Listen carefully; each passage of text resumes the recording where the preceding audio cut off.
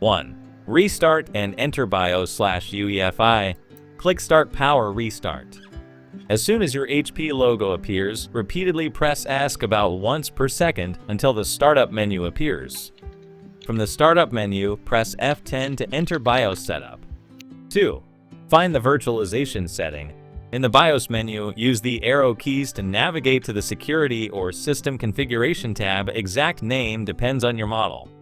After this, go to Security System 0. Look for an option labeled Virtualization Technology VTX, Intel Virtualization Technology, or SVM mode on AMD systems. 3. Enable virtualization. Highlight the virtualization option and change it to enabled, usually by pressing Enter and selecting from a list. 4. Save and exit. Press F10 to save changes and exit BIOS. Confirm when prompted, then your computer will reboot with virtualization enabled. 5. Confirm in Windows. Press Ctrl plus Shift plus S to open Task Manager. Go to the Performance tab CPU section. Look for virtualization, enabled in the lower right area.